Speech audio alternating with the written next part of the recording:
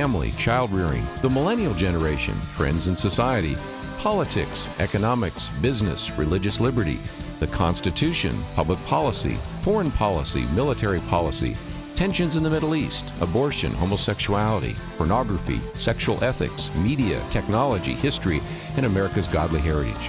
We talk about anything that affects your faith, your family, or your freedom. So don't go anywhere, because Point of View starts right now.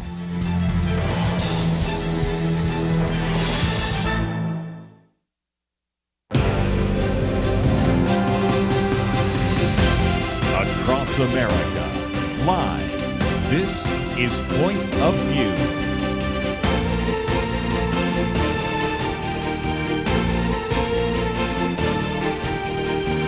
And now, Dr. Merrill Matthews. And welcome to Point of View. I'm Merrill Matthews, sitting in for Kirby Anderson today. We've got an exciting show. We're going to start out talking with Lonnie Norris about his new film, Between Borders, and it's about Christian refugees in Russia. Then we're going to turn to Tim Chapman. He's president of Advancing American Freedom. That's the group that Mike Pence started after he left the office of vice president. They have taken a position against Robert F. Kennedy Jr. as head of HHS. And we want to talk to him about why they've taken that position. And then the last hour, we're going to turn to John Hood. He has a long history of being involved in public policy. He's based in North Carolina. And he's talking about the split in conservatives. We've got MAGA conservatives out there. We've got sort of traditional Reagan conservatives. We've got a new group of conservatives who are just against anything Trump does. And so we want to talk a little bit about the split there in the conservative movement. But first, we're going to turn to Lonnie. He was a businessman, but in the 90s, he and his wife decided to go into missions. So they left their business. They went to Russia to start a church there in Russia, a Church of the Nazarene. And he founded a faith film company where they began to make movies. And one of it is based upon what they saw in Russia. It's Between Borders. He's the executive producer of Between Borders. Lonnie, thank you for joining us. Thank you for having me, Merrill. Well, let's start out. It's not common for business people to step away from business for a while, go into missions, and then create a film company. Tell us a little bit about your history there. Well, I go back to college days when I really felt a call to ministry, but I couldn't really put my finger on it. I just didn't see myself in the pulpit per se.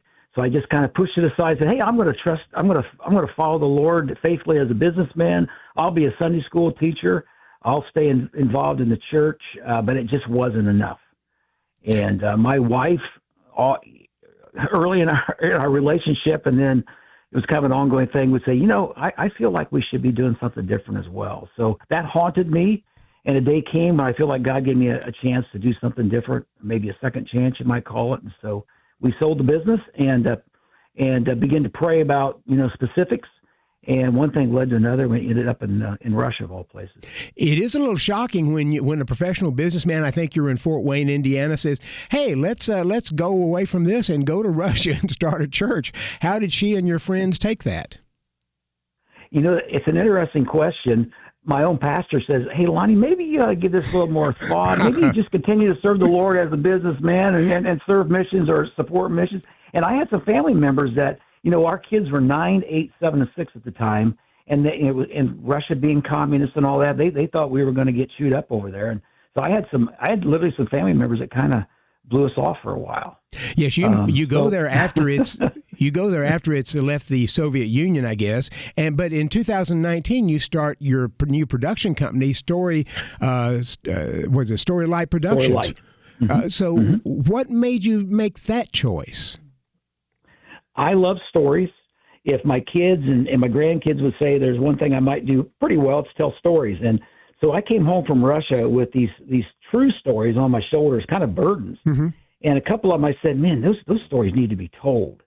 And there was a production guy in my church. I ran it by him, and next thing we know, we were making our first movie, Pursuit of Freedom. And it led to this second movie that we just finished and just released. So, what gave you the idea of doing Between Borders? I mean, it's a very well done film. But what gave you the idea to sort of focus on that? You have a lot of stories. Why pick that one? It was we tried to emphasize the miracle. In the courtroom, what the judge did that day in honoring these folks and giving them asylum was really miraculous. It also really speaks to the benefit and help of a local church to wrap their arms around this family and help them. And it was just a great, warm story. And we knew this family very, very well. They were involved in our ministry early on in the church. God raised them up, we used them in music. We used them with youth as they got saved and really began to grow in their faith. And so I wanted to tell their story. And also there's a history component. A lot of people aren't aware of what took place in the 80s there and between the Azerbaijanis and the Armenians. Right, so yeah, they're Armenian living in Azerbaijan, as I understand it. And talk a little bit about that tension there. Yeah, they were actually born in Azerbaijan, but they were Armenians. That their families came from the genocide that took place in the early 1900s, and so they're growing up there. They're part of the culture, but a skirmish broke out, which continues to break out to this day between it was land. Land. Armenia felt it was theirs. Azerbaijan felt it was theirs, and this skirmish led to one thing, and then next thing you know, we want the Armenians out of here. And so this family literally had to pack things up in the middle of the night and leave very quickly. And in the process, 30,000 people lost their lives, and over 200,000 Armenians were displaced. There's very few Armenians living in Azerbaijan today. It's an important point because so many people in America seem to think we are the only country that's had issues with racism, but racism is around the globe. It really is. And with this family, they came into Russia. And of course, Russia did provide them refugee status, but still, we saw with our own eyes, they just were looked down on. And almost to a dangerous point. I mean, they just had to watch their backs, as we try to point out in the film. It wasn't a good environment. And even though they're trusting the Lord and the Lord was providing for them and they didn't get in major problems, it was just not a good situation. So you focus on, I guess it's Violetta and Ivan Petrosian. Is that right? How you pronounce the last name? That's it. Yeah, perfect. And when they come there, are they Christians as they come into Russia, or they find a church there? Tell us about that interaction. Yeah, we use creative freedoms. I was actually the pastor in the true story that they came to know. Their grandma came. Mm-hmm. She loved it. We loved her. She was very known for her incredible poetry. We let her use it sometimes in the church as she wrote spiritual poetry. And then she invited her two granddaughters in. And then the granddaughters enticed her mom and said, "Hey, they're using English in this service. And Mom, you're an English teacher. Come with us." She came as a communist. She was a member of the Communist Party, a passionate member of the Communist Party. There was a time in her life when she literally stood in front of registered churches and told kids they couldn't go in. And that was her background. She was a school teacher, an English teacher, but she came. And it wasn't long before the lights began to come on, and they all gave their hearts to God. And Ivan was a little bit was after that. He was skeptical. He thought we were there with an agenda. So he had to be around us a while before he made a decision. When we come back, Lonnie, I want to talk a little bit about your experience there and the struggles that you have trying to be in a church there in Russia. And we want to make sure that people know about your where they can go to see the movie. I got to see parts of it, and it's very, very well done. If you may not have been a long-time professional movie maker, but you can't tell it from looking at the film. It looks great. So stay with us. We're talking with Lonnie Norris. He's the producer of Between Borders. This is a Storylight production that he has as a former missionary, pastor, and talking about Christian refugees. So stay with us. We'll be back on Point of View.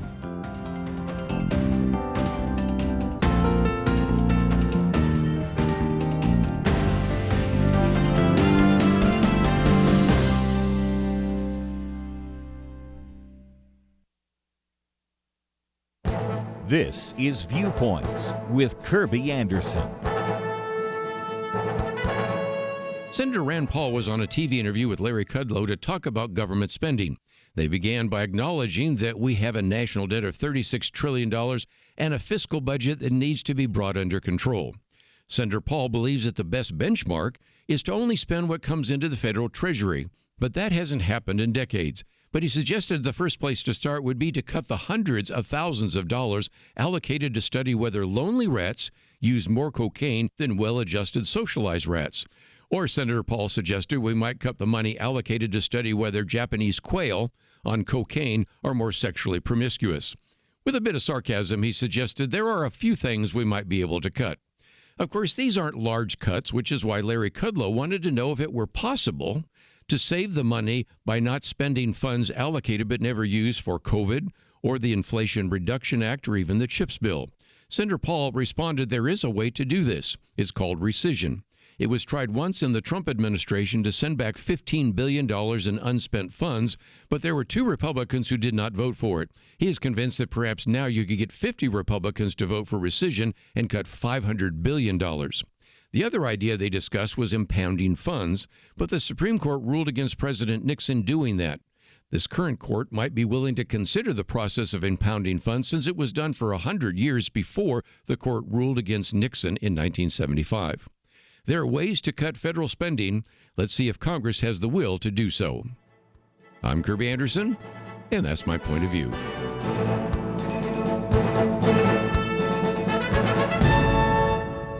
For a free booklet on a biblical view of anti-Semitism, go to viewpoints.info/anti-Semitism. Viewpoints.info/anti-Semitism.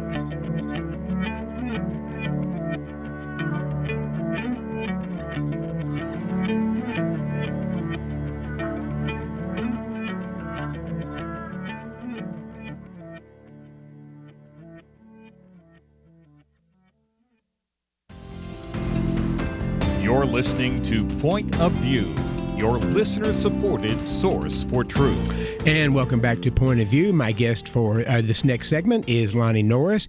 He is the founder of Storylight Productions, a film company, in 2019, and the executive producer of a new film, their newest film, Between Borders. And Lonnie, you mentioned that you go to Russia as a pastor. When did you go, and what was your experience? Were you persecuted, or was there an openness to the gospel?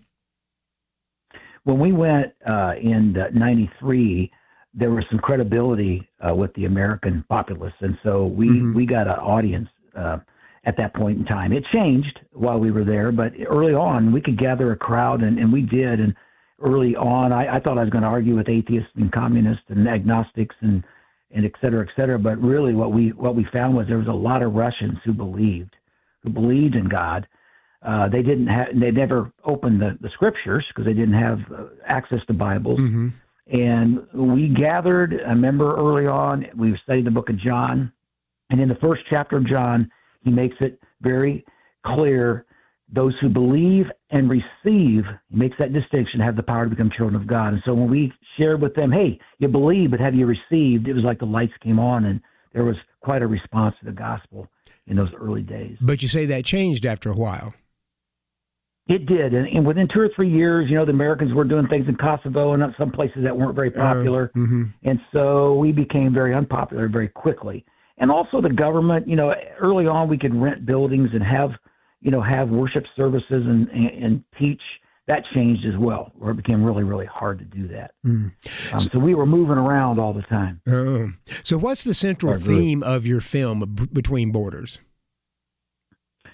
I would say Between Borders is, it's an immigration story that hopefully emphasizes that God is still in the miracle doing business, if you want to call it that. I think we emphasize the love and strength of a healthy family, the dynamics of a healthy family, which was the case in the Peterson's life. Also the church family, hopefully people can see, man, this church family embraced this couple or this family, put their arms around them, helped them in the transition, supported them in the courtroom battle, as I would call it.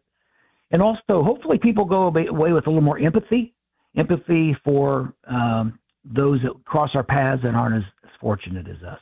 You know, it's an important point now because as we are clamping down on immigration in the United States, from my own standpoint, there are refugees out there who have serious issues. Some of them have been promised to come because, say, for instance, in Afghanistan, they helped Americans while we were in Afghanistan. Right. And so I have a certain sympathy for some of these refugees who are really do struggle and had, in some cases, promises to come. And my heart goes out to them. They're among the various type of people who want to come. They're sort of my most sympathetic group. I understand that. I agree. I don't want to judge any of these immigrants that are here. We just got to figure out the big question: what would Jesus do? And that's a hard one. Mm-hmm. I want to help those that come across my path. I'm haunted by the scripture that says we're God's workmanship, created in Christ Jesus to do good works, which God has prepared in advance for us to do. So I believe out on our journey, there's these good works, these good deeds that we got to do, and that probably involves other people from other walks of life. So I got to be open to what God wants to do there. How many stories are there? Are there other stories like Violetta and Ivan there in Russia? There are. There really is. Tell us about some of those. Well, I think of Yuri and Natasha. He was a drop down in the gutter drunk. She was following the Hare Krishna. Mm-hmm. Their lives were they were on the brink of divorce, and she came to Bible study, invited him to come, and literally within a few weeks, God miraculously saved him from alcohol, and he is a church pastor administrator to this day. It's an incredible, miraculous story early on in their lives. If I remember right, alcoholism is a huge problem in Russia, isn't it? Oh, in the small villages, I mean, the number of men particularly, it's women as well, it's about 80% of the men in those small villages have an alcohol problem, moving to alcoholism. And we saw it firsthand. It's just a horrendous problem. And I think it's a little better today because there's been more education in that regard, but it's still a horrendous problem there. Yeah. Now, Violetta, people don't have hope. Oh, yeah. Violetta and Ivan eventually come to the United States. How does that happen? That's what the film's about, isn't there, going through that process? Yeah.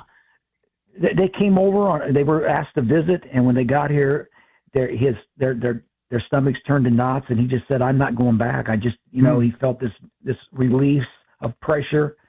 Nobody watching over his back. People were actually smiling at me on the streets. What's that about? And so they just felt like, let's go before a judge in a timely manner and plead our case and let the chips fall as they may. And in this case, the Lord intervened and they got asylum. What kind of persecution might they have suffered if they had stayed in Russia? Well, the kids were bullied on a regular basis. Because they were not Russian or because they were Christian? Yeah. Because Violet was a school teacher, and when she got saved, it was a combination of both. She's Armenian, now she's preaching. She was an evangelist. I'm talking, brought in the kids from school. She also brought in an incredible group of Chinese students that were studying there, and that many of them, found the Lord in our Bible studies. And so consequently, because of their faith and because they were Armenian, they fell under a lot of persecution, different kinds, the bullying, and Ivan drove a bus, and he literally had to carry a pipe around with him for fear that somebody's going to knock his block off. And thank goodness that didn't happen, but it really easily could have, because that was what was going on at the time. Are evangelicals typically harassed in Russia? I would say not in most towns or cities. However, the new law puts a major pressure on the Russian cannot invite somebody to church.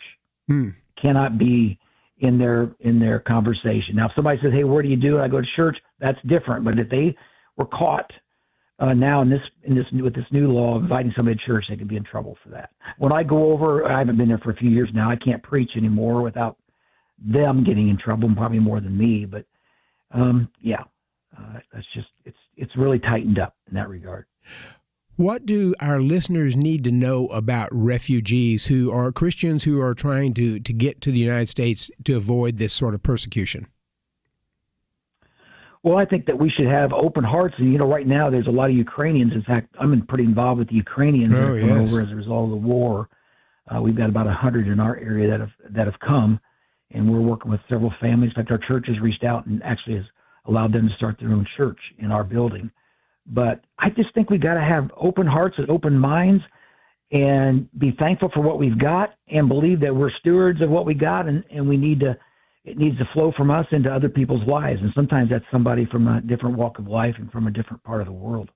Are there groups here that are there groups here that you know about who sort of work to welcome Christians who are coming in from other countries where they were persecuted? Wow.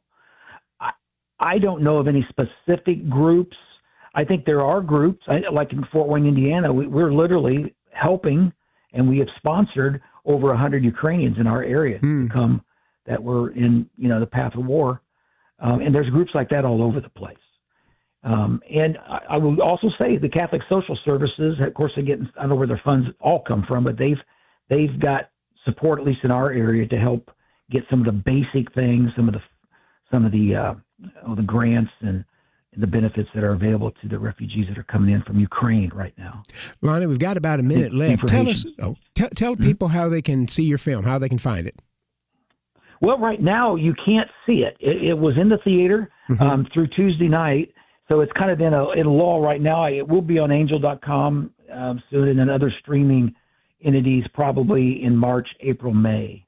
It'll be available for the public. And take just a few seconds. We've highlighted a number of Christian films, but there is a real growing market for Christian films these days. There is, and the challenge is, and just like our film, we've gotten really good reviews, but it's really, really hard without major budgets to get people to the theater. And that's okay. I mean, if you can get them to see it in the church, which this will go through churches sooner or later as well. We've even got some Sunday school lessons that have been written around this film. But in the church or on a streaming, venue, into a streaming venue where they can see it, that's great as well. But we can use the support. If you like these kind of films and want to see more of them, and support it the best way you know how. Well, Lonnie, thank you so much for joining us. If our listeners want to know more about that, we have a link to Storylight Productions on our website at pointofview.net, and you can go there, and I'd encourage you to do that and reach out, find out more about these films, because we need to support these films. Lonnie, thank you so much for joining us. Thank you very much. Thanks for what you're doing to share the truth. And we'll be back on Point of View after the break. The Bible tells us not to worry, and yet there is a lot of worrying stuff in our world today. Thankfully, the Bible doesn't stop at telling us not to worry. God gives us a next step. He says we need to pray. But sometimes even knowing what to pray can be difficult. And that is why Point of View has relaunched our Pray for America movement, a series of weekly emails to guide you in prayer for our nation. Each week, you'll receive a brief update about a current issue affecting Americans, along with a written prayer that you can easily share with others. We'll also include a short free resource for you in each email so you can learn more about the issue at hand. Will you commit to pray for America? Go to pointofview.net. Click on the Pray for America banner at the top of the page to subscribe. Again, that's pointofview.net. Click on the Pray for America banner. Let's pray together for God to make a difference in America. Point of View will continue after this.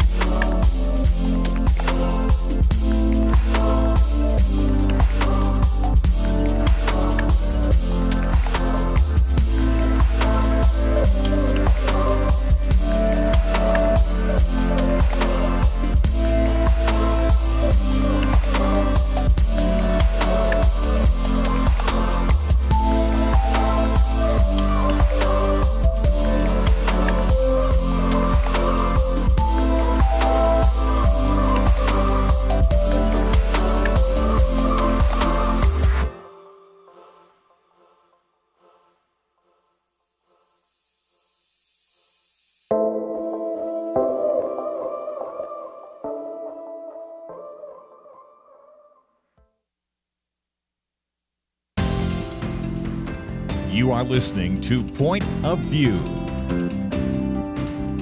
The opinions expressed on Point of View do not necessarily reflect the views of the management or staff of this station. And now, here again, Dr. Merrill Matthews. And welcome back to Point of View. Joining me now, Tim Chapman. He is the president of Advancing American Freedom. That's a public policy advocacy group started by Vice President Mike Pence after he left office. And Chapman has been involved in public policy, conservative movement, so forth for more than 2 decades. And we're here to talk a little bit about their position on Robert F. Kennedy Jr. Tim, thank you for joining us. Hi, Merrill. Thank you for having me. Well, it's Robert F. Kennedy went before one Senate committee yesterday. He is before the Senate Help Committee today, I believe, and so he's been getting a grilling in this. And I saw that your organization had some concerns about him, so I wanted to explain to us what your concerns are. Yeah, well, thanks. He's been in front of both committees the last 2 days. A lot of questions, a lot of conversation. Look, at the very big picture here is that we think that the leader of the Health and Human Services Department in a Republican administration should be a pro-lifer. We think that the pro-life movement has been an integral part of the coalition that elected Donald Trump during his first term and then just reelected him for his second term. And we think that it's really important that the leader in that department have a proven track record of standing up for the life of the unborn. I mean, look, here's the truth about the leadership, the cabinet secretary of the HHS. Every day in that position, you're going to be confronted with dozens of decisions, some big, some very small, that have to do in some way, shape, or form with the issue of abortion. A lot of these decisions are about regulations. A lot of these decisions are about federal funding. And they can seem small, but over the course of 4 years, a lot of small decisions can become big public policy issues. And I think that, as you're confronted with those decisions, you're far more likely to be an advocate for the pro-life position if it's something that you believe in your DNA. And what you see with RFK Jr., despite some very compelling reasons to want to support him, what you see in him is somebody who's been his entire life an advocate for the maximalist pro-choice position, the pro-abortion position. So it just concerns us to put somebody in that position there that wouldn't have it as a kind of reflex, already in their DNA to advance pro-life policy. It's an important point, because if you were to go out and try to say, give me the picture, give me the model of a person who is going to be pro-choice and anti pro-life movement, and Robert F. Kennedy would be one of those people. So it seems like an odd, just on that aspect, because both J.D. Vance and President Trump have been very, very strong pro-life advocates. It seems like an odd choice for that. It doesn't make a lot of sense, regardless of what some of the other things. Now, the Kennedy has tried to moderate his position on this. What do you think about that? So first, let me just say, as a pro-lifer, I welcome converts. I think that's wonderful. That's the whole point, right? But is he really a convert? Well, that's the question. He says he is, and I think he has really struggled to articulate what he really believes on this issue. And I don't think that we want somebody who's learning on the job during this next 4 years. I think this is a really pivotal 4 years. And and by the way, and think about this, the frontier of pro-life policy now is changing. For 50 years, the pro-life movement was fighting hard to overturn this awful law in Roe versus Wade, and then we finally had it overturned. The fight is different now. If you'll zoom out for a second and just look at one key statistic, and that is how many abortions are occurring every year in the United States. That number is not decreasing, and it even ticked up a little bit after Roe. And that's a problem. Okay, so what we need to be thinking about as pro-lifers is, what are we going to do over the next 4 years to be able to look back and say, over those 4 years, yes, we saved unborn lives. The numbers went down in terms of abortions in this country. And one of the questions that's come up frequently at this hearing is about the abortion pill, mifepristone, right. and what is RFK's position on this? And he has consistently said, "I do not have a position on this. The president has asked me to look into it. The president does not have a position on it, so I'm going to defer to the president when he makes a decision." Couple problems there. Okay, again, the number of abortions are going up. That's because more people are having access to the abortion pill, and it's becoming a more mainstream way to abort babies.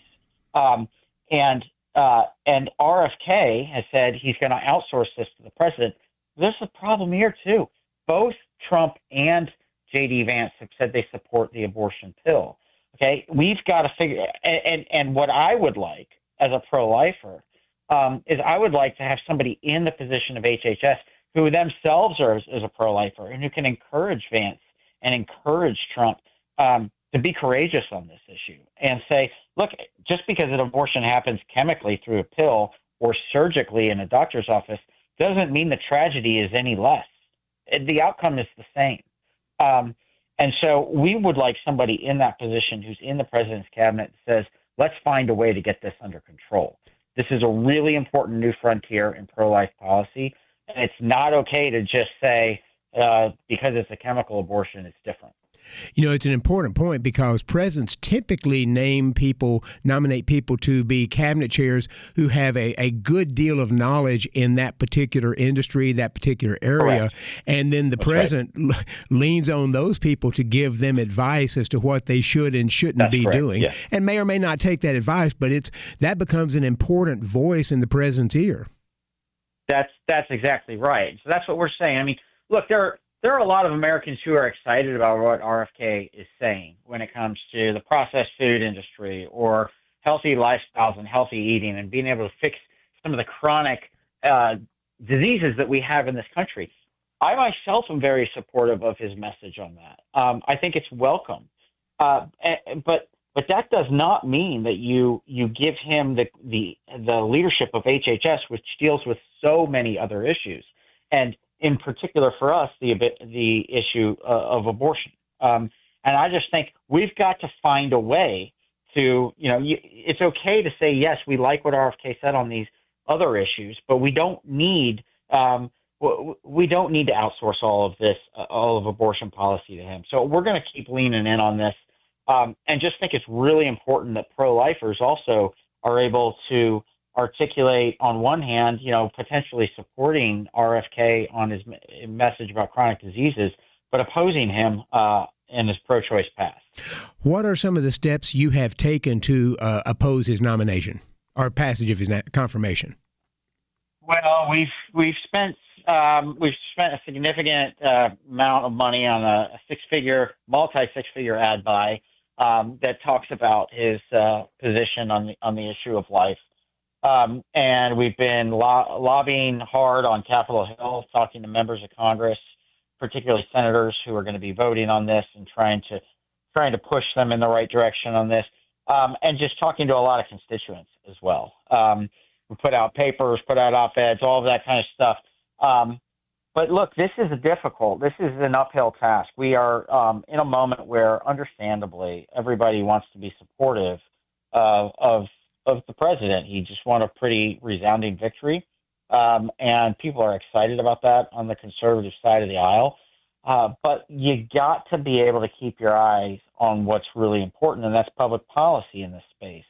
And so we're asking people to, even while being excited and wanting to be supportive of the president and what he might accomplish in this second term, we're asking people to continue to engage and say the life issue is one that is just far too important to gamble on somebody who's been a lifelong progressive liberal advocate for the pro-choice position. It's one of the oddest nominations I've seen, and there are concerns and speculation that essentially President Trump, in order to be able to get RFK's support, said to him behind the scenes, "I'm going to give you a high-level position, maybe head of HHS," and that he in essence made a transactional deal in order to get RFK to support him. And that's not a great reason if you largely agree with somebody, it's one thing, but it's not a great reason to give somebody that high a position if you don't agree with them. Yeah, I understand coalition politics. Okay, I'm not naive to this. We all get it. But to your point, Merrill, it is the prize is too high. That is too expensive a prize, or too expensive an award for what the deal was. And I think that the president would be far better off giving RFK Jr. a senior advisor role in the White House, and saying, we're going to lean in with you, RFK Jr., on the chronic disease epidemic, and I want you to help advise us on that. I agree. Stay with us. We'll be back with Tim Chapman for a further discussion.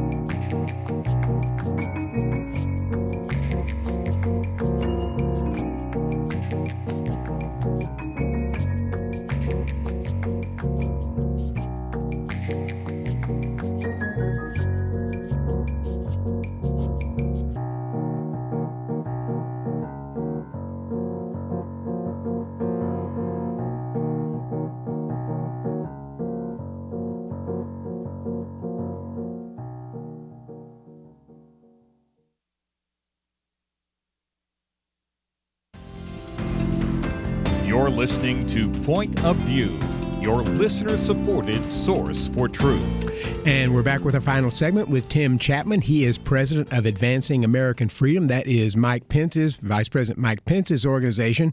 And Tim, we're talking about RFK and your organization's opposition to him. And I agree with you on your point.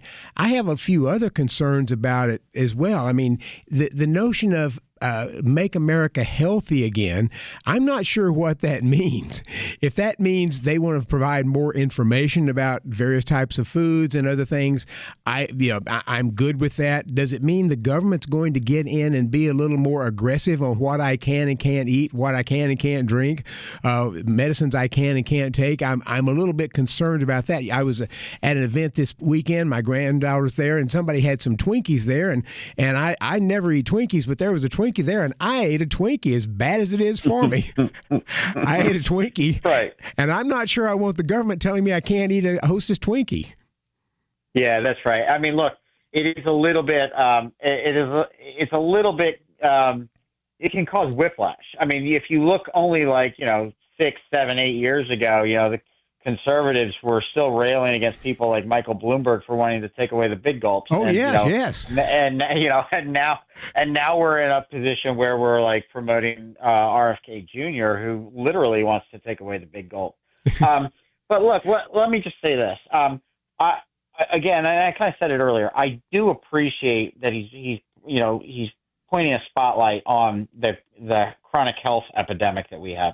I'm a parent. I got 4 kids. I do care what goes into their bodies. I do think the processed food that is readily available is generally not good for people, and I do think it contributes to poor health conditions. And so, fine, let's shine a light on that. But to your point, Merrill, what exactly does this mean in terms of public policy? And I think that's a question that needs to be asked.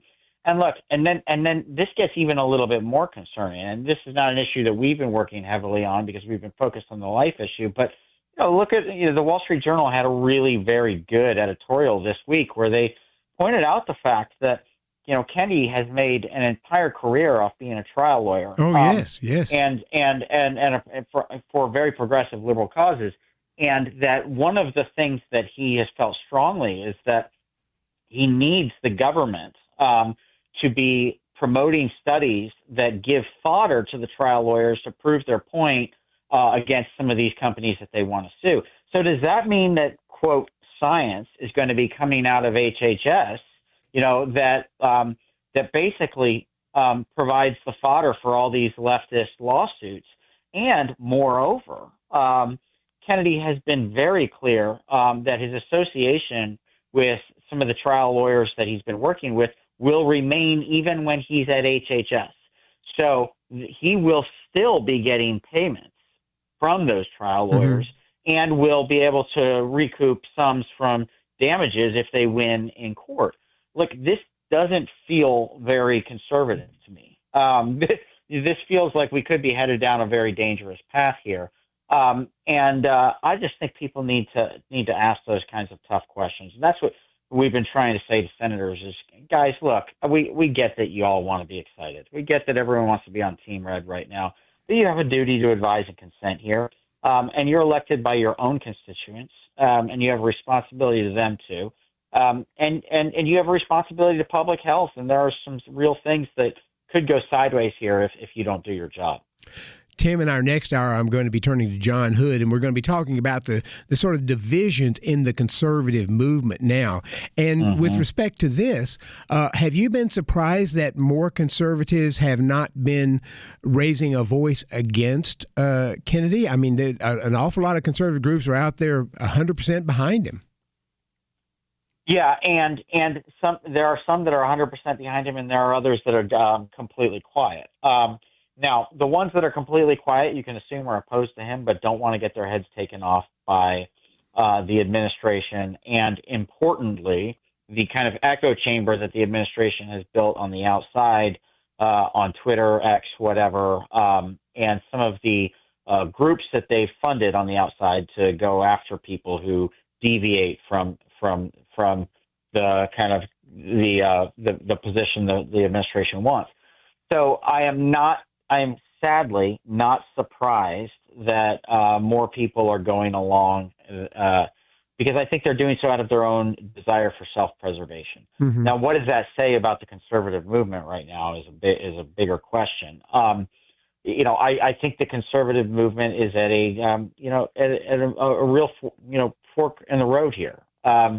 I think that at its best, the conservative movement has always existed as this sort of like healthy check on the excesses of elected Republican leaders.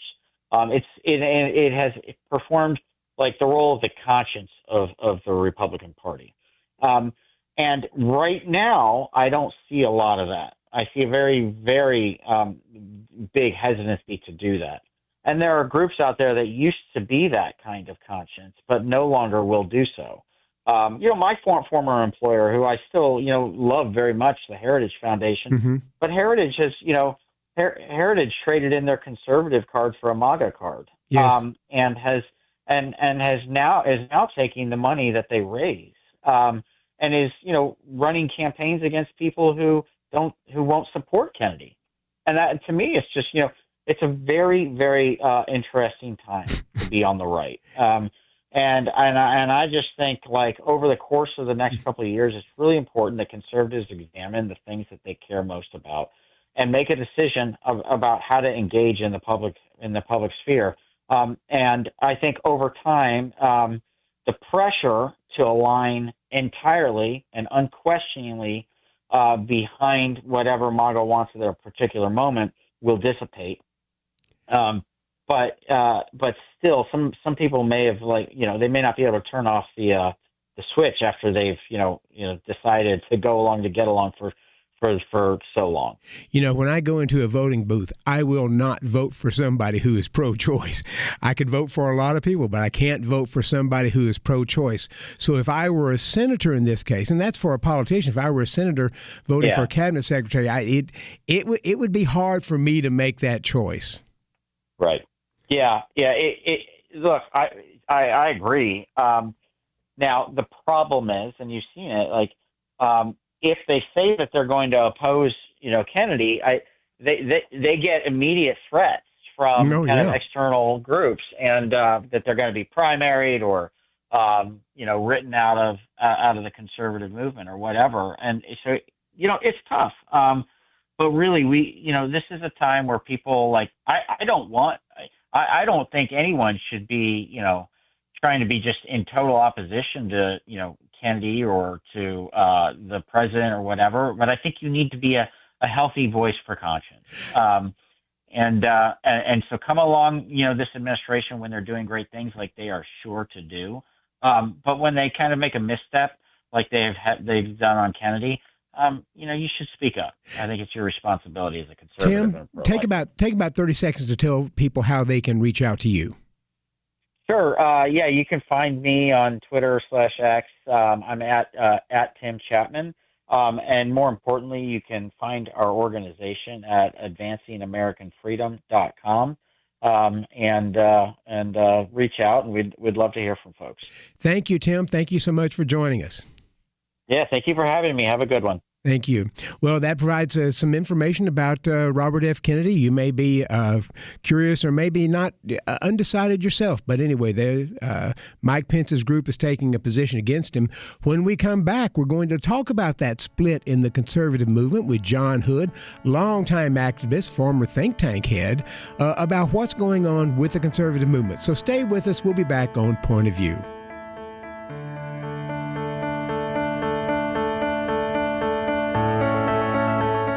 In 19th century London, two towering historical figures did battle, not with guns and bombs, but words and ideas. London was home to Karl Marx, the father of communism, and legendary Baptist preacher Charles Spurgeon. London was in many ways the center of the world, economically, militarily, and intellectually. Marx sought to destroy religion, the family, and everything the Bible supports. Spurgeon stood against him, warning of socialism's dangers. Spurgeon understood Christianity is not just religious truth, it is truth for all of life. Where do you find men with that kind of wisdom to stand against darkness today? Get the light you need on today's most pressing issues delivered to your inbox when you sign up for the Viewpoints commentary at pointofview.net/signup. Every weekday in less than 2 minutes, you'll learn how to be a person of light to stand against darkness in our time. It's free, so visit pointofview.net/signup right now. pointofview.net/signup. Point of View will continue after this.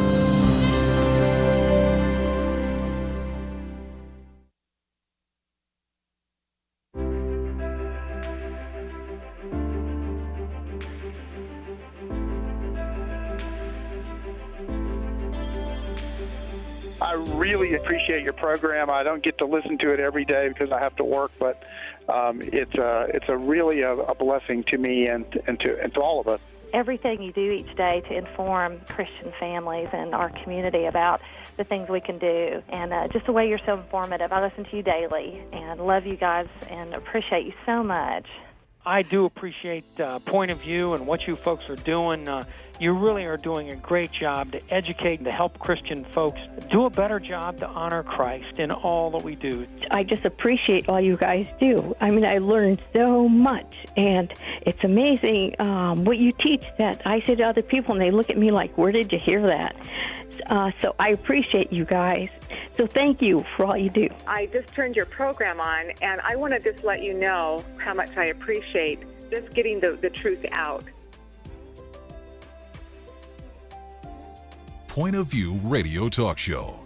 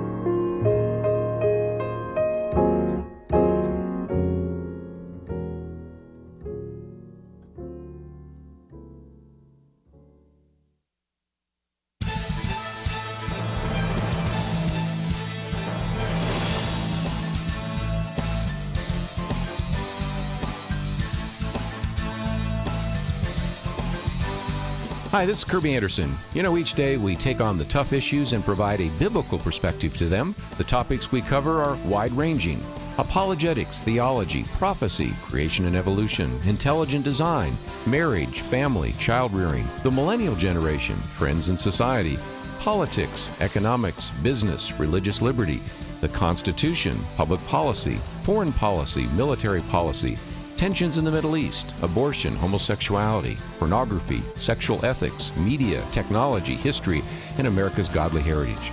We talk about anything that affects your faith, your family, or your freedom. So don't go anywhere, because Point of View continues right now.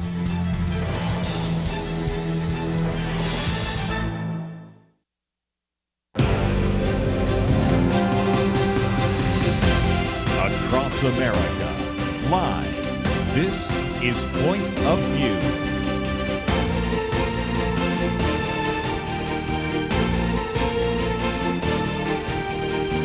And now, Dr. Merrill Matthews. And welcome back to Point of View. I'm Merrill Matthews, sitting in for Kirby Anderson today. And my guest for this last hour is John Hood. He's a longtime political conservative activist. He's based in North Carolina. He is currently the president of the John William Pope Foundation. That's a Raleigh-based grant maker. He has, since 1986, written a syndicated column around 50 of the newspapers there in North Carolina. He has appeared on CNN, Fox News, NBC, National Public Radio. He chairs the North Carolina Institute of Political Leadership. He co-chairs the North Carolina Leadership Forum, and he serves as vice chair of North Carolina Public Radio. John, thank you for joining us. Thank you so much for having me.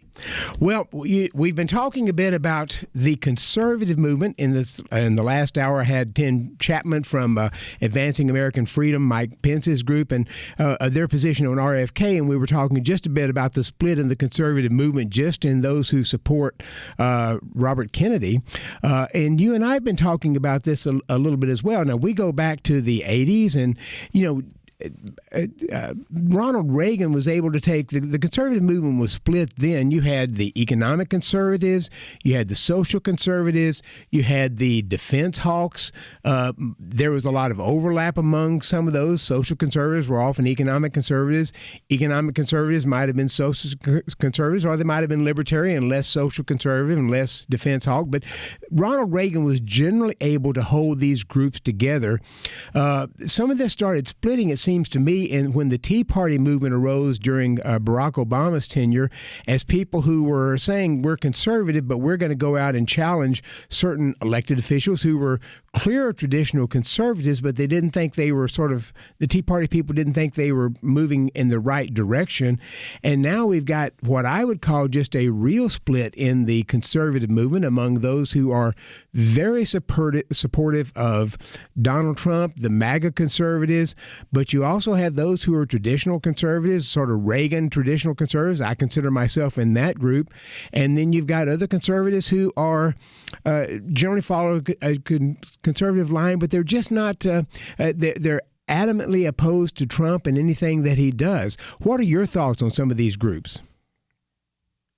Well, I do think you pretty much laid out some of the divisions we see on the right in America today. Even if you go back to, like, you're in my sort of formative era, and you look at the 70s, 80s, the Reagan coalition. It was a coalition, and there were differences of opinion. Mm-hmm. I remember well when I was first in Washington in the 1980s, I knew conservatives who thought Reagan had gone soft on various issues. Oh, yes. A lot of back and forth about whether it was foreign policy or social policy or even economic policy. Remember that Ronald Reagan, after the 1981 tax cuts, he then signed some, not as large, but some tax increases in 1982, 83, 84 that made some conservatives mad. So there's nothing new about any political movement. Forget the right of the political spectrum. Any political movement is going to be made up of more than just a few carbon copy acolytes. It's going to be a coalition of groups of people who have enough in common to work together, but they disagree on some things. What's happened in the last decade, I think you're right that the Tea Party was part of this story. I think that there were several different parts. The disaffection with the outcome, particularly of the Iraq War, the financial crisis, and how that not only juiced up the Tea Party movement, but it also led some on the right, I think mistakenly, to think that the Great Recession, the financial crisis and the Great Recession of 2007, 2008, et cetera, that was a crisis of free markets, that the government had not been active enough in breaking up companies or controlling what the banks did. Now, this is a critique that wasn't just present on the left. It started to become evident on parts of what we might call the populist right. This is all before Donald Trump comes down the escalator and further scrambles things up in 2015, 2016. There are lots of different typologies that pollsters and others use to classify voters and to classify these groups on the right. I think that you're correct to zero in on two groups, which pollsters sometimes called MAGA conservatives and Reagan conservatives. I think freedom conservative is a better term for the second group, just because I don't think you want to associate any of these groups with one particular human being. You want to talk about the ideas. Certainly there are leaders that matter. But if you look at this MAGA or national conservative, there's a group of conservative intellectuals and activists and politicians that call themselves national conservatives. And they put out a statement in 2002 that laid all their beliefs out, and a year later, some colleagues and me got together and recruited some folks to create the Freedom Conservative Statement of Principles, which laid out our beliefs. And there's actually a fair amount in common between those two groups, and they're both parts of as a political matter, they're part of the GOP political coalition today. But there are some important differences on things like fiscal policy, trade and tariff policy, national defense to some extent, social policy to some extent, whether there should be an establishment of a religion is actually a dispute, at least at the state level. So there's lots of these kinds of divisions, but the key thing to remember is there is another group who were on the right, and they probably still consider themselves to be on the right, and they were so opposed to Donald Trump that they actually actively endorsed Joe Biden and in 2024 Kamala Harris. This is not a very large group in terms of voters. There's some notable people in this group that used to be political activists or conservative journalists, and sometimes they call themselves never-Trumpers. Now, I am a very strong critic of Donald Trump myself, but I never thought that this would lead me to vote for somebody with whom I disagreed on lots of other matters. So I think that the people have navigated the last 10 years in a variety of ways. And if you look at the what are sometimes called the Reagan conservatives or freedom conservatives, I think is a better, more modern term. Some of them enthusiastically support Trump and, in fact, work in the administration, like Kevin Hassett, who has worked in Trump's first term and has now gone back into the White House to run the domestic or the Economic Policy Council. He's a FreeCon signatory, a freedom conservative. Other people associated with Trump's new administration are national conservatism statement signatories. So there are differences of opinion among people who support Trump. Other people who didn't support Trump, they're conservatives. They didn't support Biden necessarily, but they didn't support Trump. They're also in the freedom conservative camp. So it's important not to think about these differences and it's entirely about the Trump phenomenon. As I said, some of these differences were evident before Donald Trump announced for president in 2015, and after 2028, and in fact during the 2028 GOP primaries, when I presume J.D. Vance will run for the Republican presidential nomination, there will be other candidates, there will be alternatives. So this is not something that is caused by the rise of Trump and is all about one person. It's a broader debate about what the future of American conservatism is. We know what it was and the extent to which it was a alliance of people, some of whom were mostly motivated by social or moral questions, some by foreign policy, some by economics. This is a debate that is going to continue. We're going to take a break and we'll be back with my guest, John Hood, in just a minute.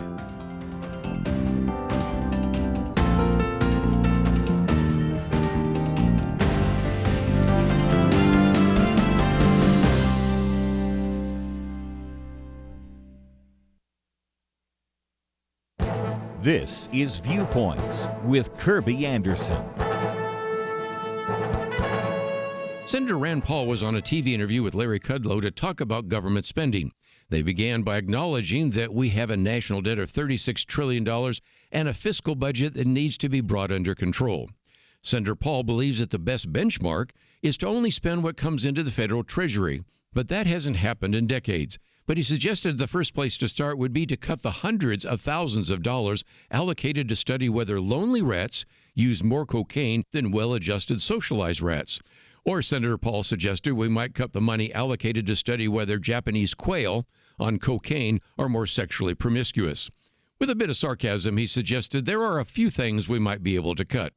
Of course, these aren't large cuts, which is why Larry Kudlow wanted to know if it were possible to save the money by not spending funds allocated but never used for COVID or the Inflation Reduction Act or even the CHIPS bill. Senator Paul responded there is a way to do this. It's called rescission. It was tried once in the Trump administration to send back $15 billion in unspent funds, but there were 2 Republicans who did not vote for it. He is convinced that perhaps now you could get 50 Republicans to vote for rescission and cut $500 billion. The other idea they discussed was impounding funds, but the Supreme Court ruled against President Nixon doing that. This current court might be willing to consider the process of impounding funds since it was done for 100 years before the court ruled against Nixon in 1975. There are ways to cut federal spending. Let's see if Congress has the will to do so. I'm Kirby Anderson, and that's my point of view.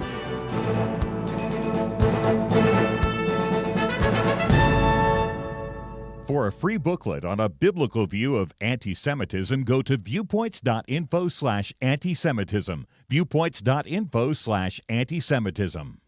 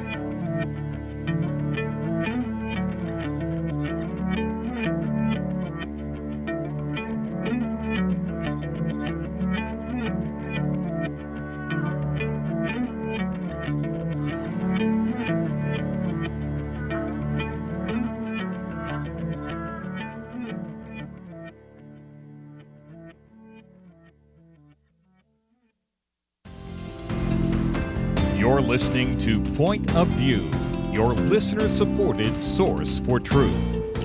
And we're back on Point of View with my guest, John Hood. He's a longtime conservative activist, thinker, commentator there in North Carolina, but also nationally because of his impact in so many places. And John, we were talking a bit about some of the difference between the MAGA conservatives, which we sometimes call national conservatives or NatCons, and the Reagan conservatives, which you call freedom conservatives or free cons. Let's talk a little bit about some of the places where they agree and disagree. So traditional conservatives are generally going to be for lower taxes. I'm for that. President Trump's for that. He wants to renew the tax cuts that he signed in 2017 and actually bring in some more tax cuts. I'm not sure I'm on board with all that he wants to do, but he wants to keep those taxes low. But then traditional conservatives are for small government. It's not clear to me with some of the things that Trump or J.D. Vance has been proposing that that's really small government. For one thing, J.D. Vance has proposed increasing the child tax credit significantly, which is a kind of a new handout out there that sort of expands the government. So I'm not sure that we're right on the same place on small government. Well, you're right. I mean, that is definitely one of the areas of difference. There's a general belief among all conservatives that government is best when it is smaller. But when it comes down to setting priorities, I think it's fair to say the freedom conservatives of today put a much higher priority on the federal debt, reducing the federal debt, doing something about the long-term fiscal catastrophe that America has gotten itself into. It's not as if the national conservatives and the people associated with Trump don't care about that. It's not a high priority for them. Then when you get into specific questions about taxes on trade, tariffs, of course, other kinds of tax reforms, there are important differences. The freedom conservatives tend to believe in lower marginal rates, treating all kinds of income the same as much as possible, getting rid of the double taxation or triple taxation of investment, and doing something about entitlements. And this is a very important difference. We know that President Trump has essentially ruled out doing anything on Social Security and Medicare, and many Republicans have followed his lead. As a practical matter, you simply can't make much headway against the federal deficits and trying to keep federal debt from soaring into the stratosphere if you don't make some changes to the major drivers of federal spending, which includes Social Security, Medicare, Medicaid, and some other related things, veterans benefits and things like that. So you've got to do something there. You don't have to slash benefits for everybody. You could introduce some means testing. You could change the way certain benefits are calculated over time. But just leaving that completely out of your calculation, doing nothing about it, most freedom conservatives just don't think that's realistic. And to be fair, most national conservatives thinks it's unrealistic to touch Social Security and Medicare. I think it's politically nuclear. So that's a dispute. And then the question about tariffs and trade is a big difference. Yes. And it's very evident right now that the Trump administration and national conservatives tend to favor raising tariffs. I think this will be a good way to pay for government and be good for domestic manufacturers and other industries.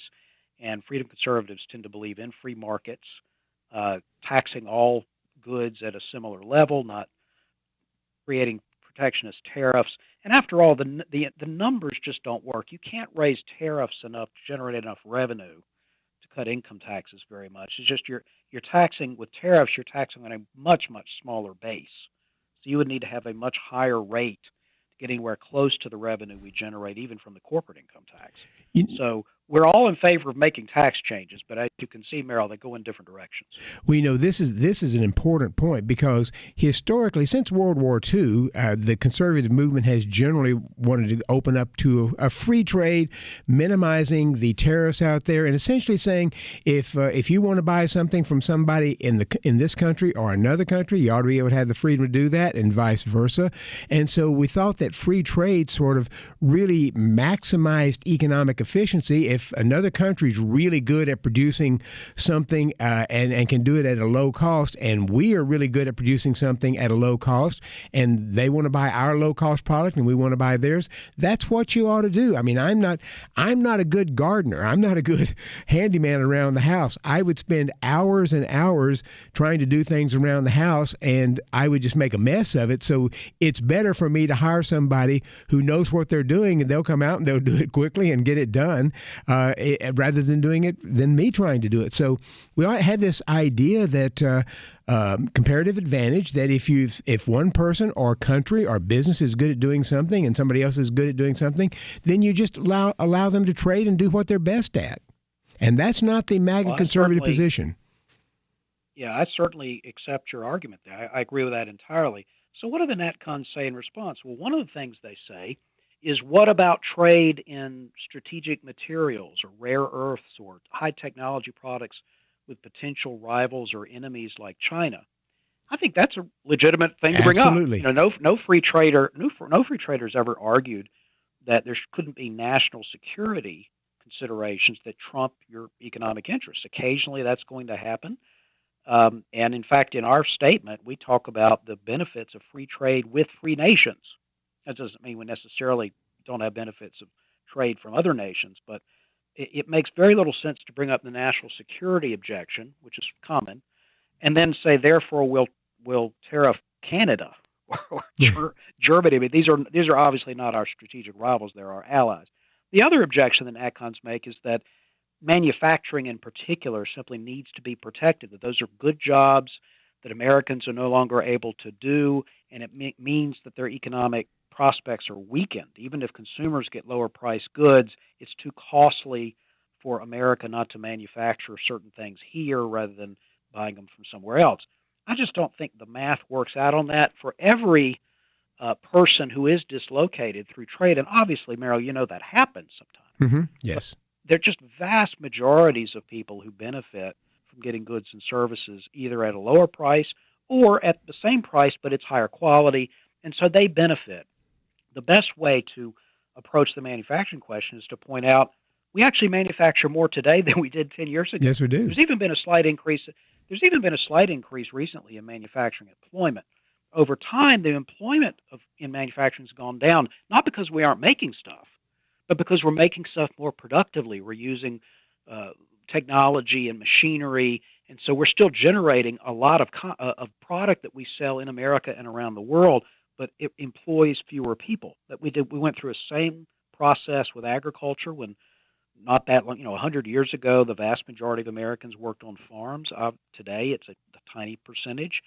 It's not that we don't generate as much foodstuff and fiber. In fact, we generate more food and fiber today than we did 120 years ago. Mm-hmm. But we do it with many, many fewer people working on farms because of technology of various kinds. So these are productivity gains that we benefit from. And the best way to ameliorate the cost of some people who are dislocated is to make sure they have other opportunities to retrain, go back to school, start other firms. What we need is an entrepreneurial culture, which we can nurture through better education and lower taxes and less burdensome regulation, not by erecting these trade barriers that will just provoke other countries to erect barriers against our exports and hurt our farmers and other people who generate lots and lots of income for themselves and others by selling products around the world. We can't afford to have a trade war that hits both sides hard. One of the questions that just puzzles me is President Trump keeps implying that the tariffs that people are paying, that are going to pay on his tariffs, are coming from the other countries. And I've called economists saying, "Am I missing something here? Don't we pay the tariffs when we impose tariffs? Isn't American businesses and individuals who pay that?" And everybody says, "Yes, it's us who pays it." And yet the president seems to keep implying that he's filling our Treasury with tariffs that other countries are paying. It's a mystery to me why he thinks that. Yeah, I'm not sure either. I mean, in theory, when you tax a good, in theory, the consumer could just end up paying a higher price, or potentially the seller, if he's concerned he might lose the sale, he might eat the tariff difference and reduce the price. So it could happen that way. It's just it doesn't happen that way very often. If you look at the tariffs that were imposed during the first Trump administration, not 100%, but almost all of the costs of those tariffs ended up being represented in higher prices. It wasn't lower profits by foreign companies exporting the goods to us or something. It was really made up with higher prices. That is usually what's going to happen with tariffs. Is the vast majority of the adjustment effect. And so you're right to wonder why we keep thinking that a tariff is to force foreigners to pay for our government. It just doesn't work that way. Now, obviously, when you put a sales tax on all goods, whether they be domestically produced or produced in other countries, that is a source of revenue for many governments. But that's not a tariff. That's generally applied. My guest for this hour is John Hood. We're talking about the split among conservatives these days. So stay with us. We'll be right back on Point of View. It almost seems like we live in a different world from many people in positions of authority. They say men can be women and women men. People are prosecuted differently or not at all, depending on their politics. Criminals are more valued and rewarded than law-abiding citizens. It's so overwhelming, so demoralizing. You feel like giving up, but we can't. We shouldn't. We must not. As Winston Churchill said to Britain in the darkest days of World War II, never give in, never give in, never, never, never, never yield to force, never yield to the apparently overwhelming might of the enemy. And that's what we say to you today. This is not a time to give in, but to step up and join Point of View in providing clarity in the chaos. We can't do it alone, but together, with God's help, we will overcome the darkness. Invest in biblical clarity today at pointofview.net or call 1-800-347-5151. Pointofview.net and 800-347-5151. Point of View will continue after this.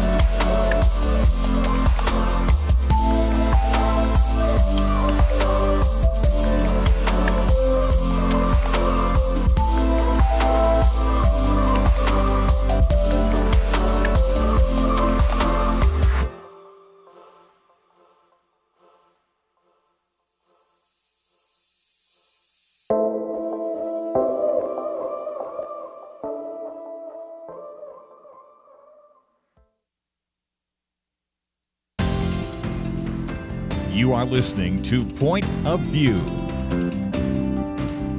The opinions expressed on Point of View do not necessarily reflect the views of the management or staff of this station.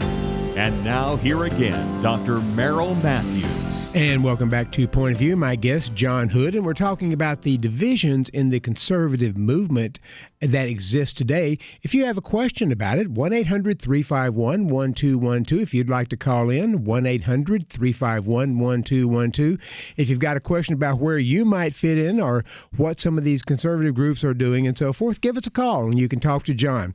John, you have set up, the National Conservatives have established a sort of a statement of principles that people can go and look at and sign on to. Tell us a little bit about those that statement of principles.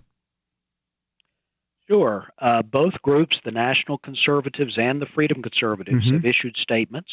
The National Conservatism statement was issued in 2022, and it's easy to find because you just go to nationalconservatism.org, and you can read the statement, and you can also read a list of the people who have signed on to the NatCon statement. A year later, my colleagues and I issued the Freedom Conservatism Statement of Principles, which, again, you can easily find at freedomconservatism.org, list of all the signatories. And you'll see that the FreeCon statement is a bit briefer. I mean, it's got 10 points, just as the other does, but we tried to be a little less verbose. And you'll see that there are some areas of agreement, and there are some differences. We've talked about some of them. Another one that may not be immediately obvious, but is very important to me, is the difference in, if you look at those actual names, the National Conservatism statement and the National Conservatives, the NatCons, do tend to have less respect for state and local prerogatives. They will point out some crazy thing that some left-wing local government does, which I might certainly agree is crazy. And then they suggest the solution is to pass a federal law or to have the federal government forbid a state or locality from doing a certain thing that they don't like. My view is that it would be better to devolve power out of Washington. And we make that point in the Freedom Conservatism statement, that we believe freedom will be better secured, families will be stronger, our republic will be healthier if we made fewer decisions in Washington and more decisions in state capitals and local communities. We just think that is a good traditional American conservative value that still applies today. In fact, applies more than ever. There are going to be differences of opinion in a country as big as ours. 340 million people, I think, is the current count. There are going to be some people who have very different views about all sorts of things. And I don't think we can resolve all those disputes in Washington. If 51% make 49% obey until the next election, when the 49% become 51, and then they make everybody else obey, this sort of to and fro teeter-totter is just not in anybody's interest. We do have to do things at the national level, and we have to debate those. But when it comes to educational questions, what should be in local libraries, how roads should be laid out, what housing regulations should be, I know what I want my community to look like, and I'm going to try to make that happen. And if I can never get that to happen, and if I can't get policies in my local community that I'm comfortable with, I guess I'll move to another community that better fits my values. We think that is a more durable solution to some of these problems and more respectful of America's constitutional traditions. The Congress was never intended to solve all of our problems. It was just supposed to work on national matters. You know, this gets to the 10th Amendment issue, where the 10th Amendment says that those powers expressly delegated to the federal government belong to the federal government, but those that are not delegated to the federal government are reserved for the states and the people. And that's been an important part about what we just call federalism, and the notion that Washington does some things. If the Constitution tells you can do it, the Washington can do it. But if not, it's left to the states and to the local communities. And the states and local communities may do things I disagree with vehemently, and yet they have a certain freedom to be able to do that. And if I don't like what my state or what my local community is doing, I have the freedom to move to a place that does. That's exactly right. Now, of course, this principle used to be called states' rights, I think inaccurately, because governments don't have rights. Only individuals have rights. Governments have powers. And the reason why that phrase fell into disrepute was obvious. It was used to justify segregation. There are federal prohibitions against states doing certain kinds of things, like, for example, discriminating on the basis of race. That should always have been in contravention of the federal Constitution. But when it comes to making just prudential questions, like you say, just different policies that people are going to pursue, the solution is decentralization, not centralization. And those who argued that the Congress could do anything that it wasn't prohibited from doing turned the entire constitutional framework on its head. They would cite, for example, the language in the federal Constitution that says the Congress can use the taxing power to promote the general welfare. So, well, this means pretty much anything that benefits the public. Therefore, there really aren't any limits to Congress, which, as you know and I know, is not at all what that phrase meant. That phrase is actually a limitation. What it was saying is you can't take, at this point, it would be mostly federal tariff revenues and land sale revenues back in the 1800s. You can't take that money and build a port in a particular city. That's a local function. What the federal government could do is have an army and do certain customs procedures and administer federal lands and weights and measures and patents, things that are specified in the Constitution. Everything else is supposed to be a state or local matter. That sounds old-fashioned to lots of people, and I guess it is in the sense that it was the original intent of the Constitution. But I think it's actually a very modern idea. It's a very now idea. This country is far too big. Back then, the country was only a few million people. Today, it's 340 million people. It's just impractical to have national policies on housing, healthcare, education, transportation. It's just not a practical solution in the 21st century. We've talked a bit about the principles of both the free cons and the nat cons, but it turns out everybody's getting their own conference as well. So you've got one coming up in February. Talk a little bit about what your conference is and what you're going to focus on. Sure. Well, obviously, if you've been in the movement as long as you and I have, you've been to lots of conferences, you've seen lots of organizations hold events. What happened several years ago is this national conservatism statement occurred, and then they started holding national conservatism conferences. I think they've had 4 or 5 of them.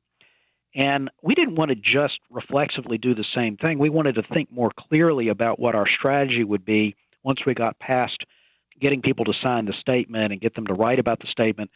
We want to bring people together to talk about what the conservative agenda in America should be in 2025 and into the future. We're going to do that with an initial Freedom Conservatism Conference on February 24th in Washington at the National Press Club.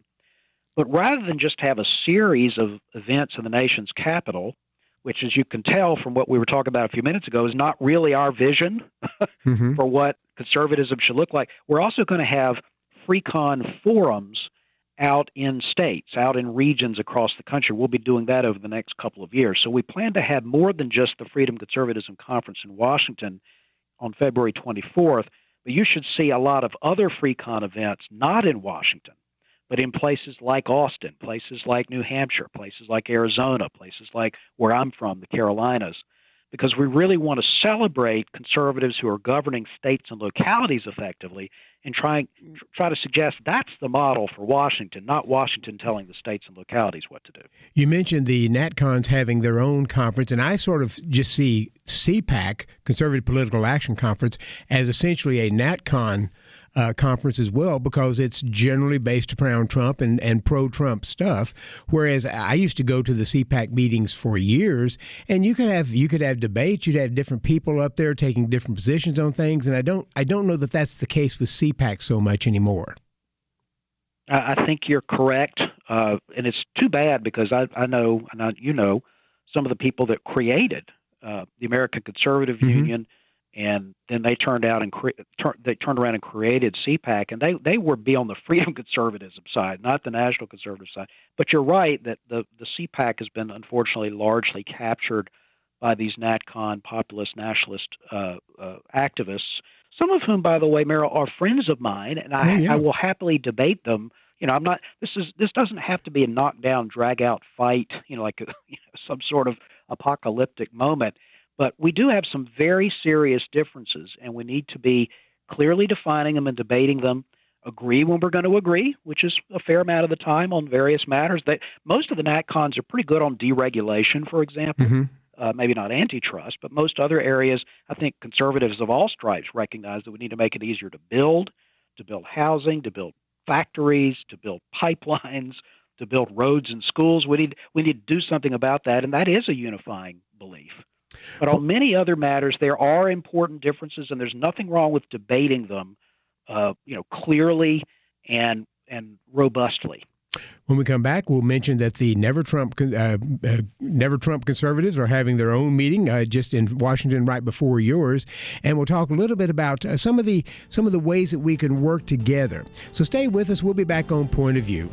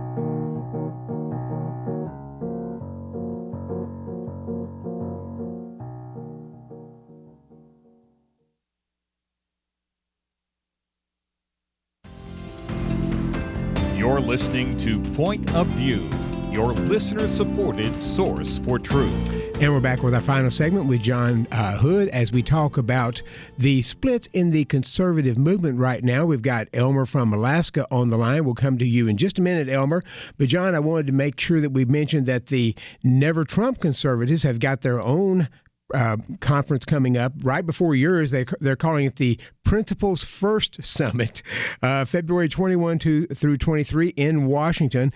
And they're expecting a big group there, but some of the people that they're highlighting, George Conway, he was the husband of Kellyanne Conway, who worked in the first Trump administration. Kellyanne and George, I think, ended up getting divorced in large part over their disagreements over Trump. Michael Ledig, I think he was the one. I think he was the one who, the attorney who advised Mike Pence that he didn't have the constitutional authority to, on January 6th, to stop the vote. Adam Kinzinger, who was a Republican on the January 6th committee, one of the two Republicans there, along with Liz Cheney. So you can see these are people who've had some antagonism against Trump in that particular conference. But right now I want to go to get Elmer on from Arkansas. Elmer, you're on the air. Yeah, I'm in Alaska, but I said Arkansas. Yes, Alaska. Okay, fine.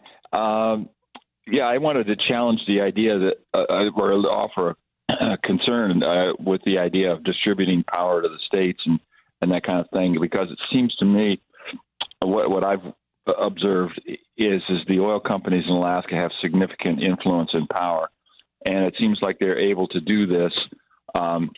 Because it's a smaller state population, and it's easier to influence and manipulate the people and the legislative bodies, and so to get their own thing.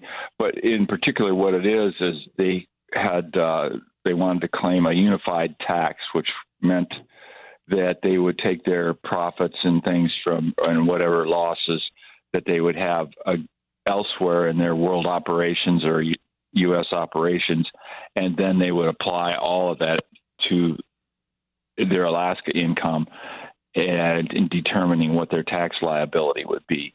And so I saw this manipulation go on, and it just occurs to me that it's because we have a small population, and it's easier to do in a state than a 340 million people. You know, John, it's an important question because it's the issue of state and local government. Are they more manipulatable?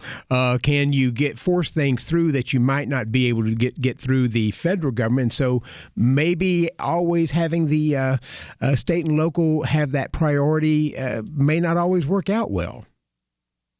Well, that is a fair objection. In fact, one might recall it was James Madison's argument for the federal Constitution. He said, look, there's always going to be factions. There's going to be groups of people who organize themselves, try to get something done. And if everything is done locally, a faction could get a hold of a local government. If we do some things nationally, then the factions will sort of have to fight each other. They'll have to compete for power, and that would be healthy. So that was the argument for having a federal Constitution, and I agree with it to a certain extent. But I just think we're making so many decisions. I mean, the caller is bringing up a very complex question of how to tax the profits of corporations or the earnings of corporations that operate in multiple states or across the world. It is a complex matter where you do have to try to figure out some sort of unified reporting so that you don't have entities gaming the system, though I think the fundamental problem is corporate income tax itself is really not the right way to raise revenue. But it's a fair point. It doesn't have to be about land use or taxation. It could be about a variety of things. It is certainly conceivable. There could be moments when a local government, or somewhat less likely, but certainly possible, a state government would just be in the pocket of a particular special interest.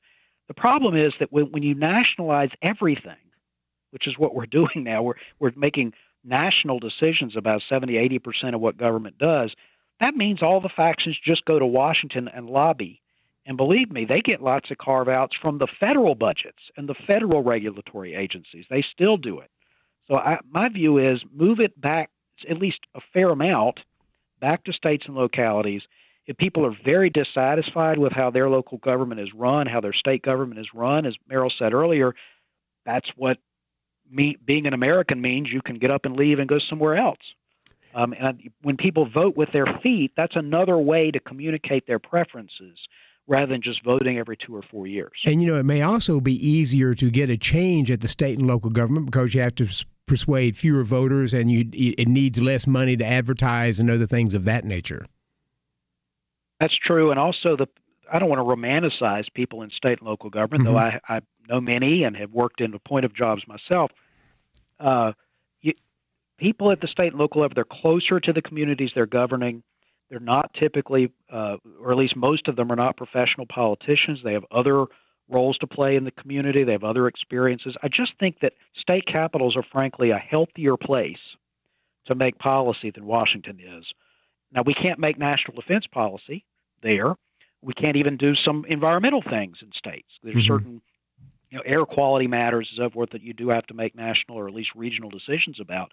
But for many other questions about how students are taught in schools, how to govern universities, what kind of health care providers should be allowed to practice and compete, and price transparency, those kinds of things I think are best decided in state capitals and local governments.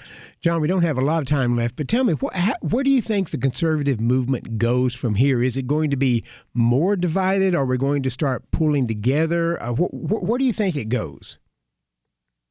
What I'm seeing, and I think you can see it in just the first few days of the new Trump administration and the new Republican Congress, is there will be areas of broad agreement that most conservatives, regardless of what they think about the appropriate level of legal immigration, for example, most conservatives want to do something immediate and effective to get order at the border.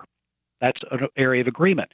Most conservatives want to extend the tax cuts that were originally passed in 2017. Most conservatives want to deregulate, as we were talking about earlier, industry and make it easier to build things and get more infrastructure and more private development and housing going. So those are areas of agreement. But I think that there will continue to be these differences on trade policy, on foreign policy. We're seeing now, even this week, the debates about some of the nominations that President Trump has made for his cabinet, where there are some differences of opinion. I think that they will become more commonly debated over time. Right now, a lot of people are sort of trying to not get on the bad side of a particular leader, whether it be Trump or someone in Congress. But I think over time, these debates will unfold within the conservative movement, within the Republican Party, as it attempts to govern in Washington and in most of the states. Most states have Republican governments. And those debates are healthy, in my view. I think it's important that we get back to our fundamental principles, but then figure out how to best apply them to the problems of the 21st century. And if people want to find out more about the Freedom Conservatives, about your statement of principles, where do they go? Go to freedomconservatism.com. .org, freedomconservatism.org. You'll find the statement, but you'll also find lots and lots of materials that we put up. In fact, we have a weekly newsletter people can sign up for and learn more about what free cons are doing, what they're saying, what they're writing, the roles that they're playing. You can learn more about the events that we're having, not just in Washington in February, but other events that we'll have around the country. So freedomconservatism.org is the first place to go. From there, you can follow our Facebook and LinkedIn and X pages and that sort of thing, so you'll get constant updates. We have lots of information for people who are interested in it, and the easiest starting point is freedomconservatism.org. Including that new piece that you have up on Real Clear Policy? Yes, that will be up there shortly too. When anything is published about the FreeCon project, we put it up there so people can find it. Thank you so much for joining us, John. Thank you. And I will be back tomorrow. We'll have Kelly Shackelford and Jeff Mateer in from the First Liberty Institute as we'll be looking over the many events that happened this week. Thank you for joining us on Point of View. In 19th century London, two towering historical figures did battle, not with guns and bombs, but words and ideas. London was home to Karl Marx, the father of communism, and legendary Baptist preacher Charles Spurgeon. London was in many ways the center of the world, economically, militarily, and intellectually. Marx sought to destroy religion, the family, and everything the Bible supports. Spurgeon stood against him, warning of socialism's dangers. Spurgeon understood Christianity is not just religious truth, it is truth for all of life. Where do you find men with that kind of wisdom to stand against darkness today? Get the light you need on today's most pressing issues delivered to your inbox when you sign up for the Viewpoints commentary at pointofview.net/signup. Every weekday, in less than 2 minutes, you'll learn how to be a person of light to stand against darkness in our time. It's free, so visit pointofview.net/signup right now. pointofview.net/signup. Point of View is produced by Point of View Ministries.